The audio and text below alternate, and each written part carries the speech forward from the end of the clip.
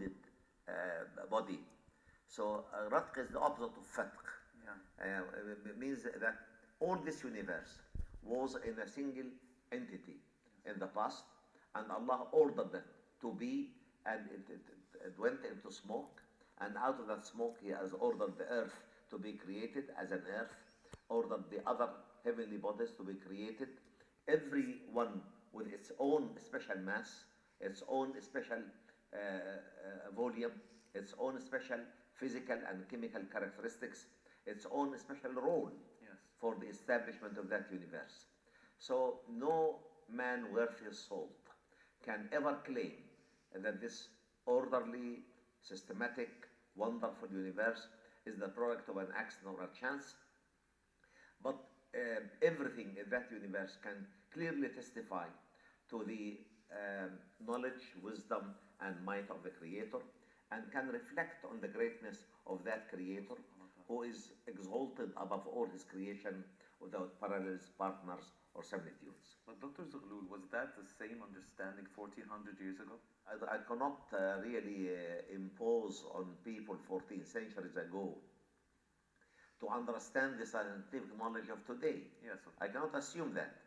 But of course, when a Bedouin at the lifetime of Muhammad sallallahu alayhi wa sallam would listen to these verses, he will definitely try to understand it in a way that would appeal to his standard of knowledge, standard of culture, his understanding of the Arabic words. Definitely the Arabs at the time, moment of revelation, understood that heavens and earth were an entity. And this is found in all tafsir. And this fact came to human knowledge through experimental science only in the 20th century. Yes. If you told anybody before the middle part of the 20th century, actually 1955. Very close. Before 1955, if you tell anybody that the earth and the heavens were a single entity, they would just laugh at you. They wouldn't believe it at all.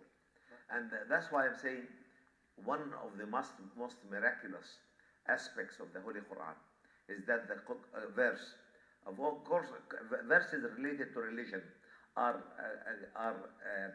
very simple and very obvious. You cannot get two understandings of it. But I'm talking about the cosmic verses, because these were tailored for all times. Yes. For all times. A Bedouin at the time of Muhammad sallallahu alayhi wa sallam would find something in it that would suit his intellectual level. Yes. But now we see something different in it, and the two understandings do not contradict. Yeah. They complete each other. Integrate each other. Yes. See. But yes. how did the Prophet Muhammad explain that? Or Definitely understood it. Definitely. Yes. No, but how did he explain it to his companions? Of course, he wouldn't explain it in the way we talk about it today, because the human intellect at that time could not possibly grasp what we understand today. Absolutely. But he definitely understood the details of it, because he was in contact with Archangel Jibreel all the time. Archangel Jibreel used to come to him every night of the month of Ramadan to read the Quran with him and explain it to him. So he sallallahu alayhi wa sallam knew the details of everything. Yes. But of course he could not spell that out to his companions, otherwise their intellect would not bear it. So he gave a general explanation. A general explanation, I see definitely. what you're saying. Taking you back to the Big Bang now. The verse states that there was the heaven and earth together. Yes. Therefore, there was a matter that was present before the Big Bang happened. How do scientists explain that this matter came into being? By chance? And how can They cannot explain it. Okay. They cannot explain it. And this is again one of the necessities of Muslims coming forward to explain these things to people who have no faith. Because you see, they get lost. You see, in the area of creation, if you read any book written by an atheist or an agnostic or secular mentality, you find him really entering a dark tunnel with no light at the end. You see, he is lost. When they speak about the creation of man, or the creation of life, or the creation of the universe, wallahi, they are virtually lost. Regardless of the ample information they have at hand. Actually, they have more information than we do. Yeah, and tools they have. Yes, Very they have the advanced tools tools for it. also. Yeah. But yet they cannot explain it properly. We as Muslims believe that Allah subhanahu wa ta'ala created this universe out of nothing. No matter, no energy, nothing.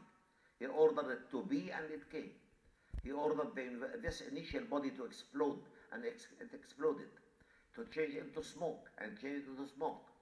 From that smoke ordered the earth and the other heavenly bodies to come into being, willingly or unwillingly. They came willingly. So this is the essence of Islam, the essence of belief in Islam. And unless you have that belief, of course you get lost quite easily. But one of these scholars can have this belief after he is subjected to the studies. One of the scholars can become a believer after oh, subjected to the definitely, studies. definitely. If you can explain this to, especially somebody in the field, Yes. if you can explain this, of course, as I said, in the early tafsir, early exegesis of the Quran, all the commentary came on this verse that the earth and the heavens were one entity. Only They were linguistic, joined yes. together. Yeah. You see what they understood, but joined together, earth as earth and heaven as heaven, or firmament as firmament. Yes. This is their understanding. But now we understand that they were not necessarily in their present day shape. Yes. They were in an initial form, which would not know anything about it. An initial form with excessive density, with excessive physical, chemical characteristics, unknown to us, because this is beyond human knowledge. Then Allah subhanahu wa ta'ala ordered it to explode. It did explode. Yes. To change in smoke, changed in smoke, created from that smoke whatever He liked to create. And we have this wonderful, systematic, orderly universe. Is this information present in any other religious book? I beg pardon? Is this information present in any other religious book? No. Only If in you Quran. look at the areas of creation in the Pentateuch, the first 5 chapters of the Old Testament, which they consider it to be the Torah, you will find a language that is of the level of the knowledge of the time. That's very simple, very primitive. It may have some initial correct source, but when you change the divine language into human language, you actually distort it quite a lot. So they talk about creation of the universe, but in a very primitive way that nobody today can Cannot accept. challenge the science of today. It Not cannot, like the Quran. it cannot, of course, and that's why, if we have time, I'll say this. Yes. A very leading professor in our time, Maurice Bucaille, used to be a professor at the Sorbonne University in Paris. He's a medical doctor.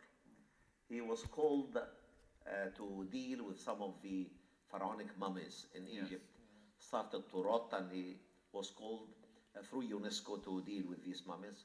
And as he was dealing with one of these mummies, he found lots of salt So, in his guts. yeah. So he said, this man died drowning. Everybody around him laughed and said, we all know that. What did you come through with? I said, how did you know it? I only knew it now because I opened his throat and it was full of salt. Yeah. He said, this is the Pharaoh of Moses. And the Quran tells us that the Pharaoh of Moses died drowning. And they called the verse, اليوم ننجيك ببدنك لتكون لمن خلفك آية. And he asked him, do you really have this in the Quran? He said, yes. Do you have a French translation of the meaning of the Quran? He said, yes. They brought him the translation. He sat down in the hotel here in Cairo, and through his scientific background, he started to pick up the scientific notions. Yes. And he wrote a wonderful book, La Bible, le Coran et la science. The Bible, the Quran, and science. And he showed clearly that all the scientific notions in the Old Testament are wrong as far as the current knowledge of science would go, while all the scientific notions in the Holy Quran are always precise and correct in the light of the present day knowledge. Those who fear Allah the most are the scientists definitely. and the scholars. Definitely, Yes. definitely. And that's why I do believe firmly that the more we explain these cosmic verses to the people of our time in a purely scientific language, without any bias, without any conceit, you see, or pride. We present it. This is the truth in the Quran. Exactly. And if the Quran is truthful in the area you excel in the area of science, and you find that it's truthful, it has to be truthful in the knowledge of the world of the unseen, which we cannot feel and touch with our own hands. Okay, thank you, Doctor, for your time. Thanks Barakallah. to our guests. Inshallah, till next episode. Thank you.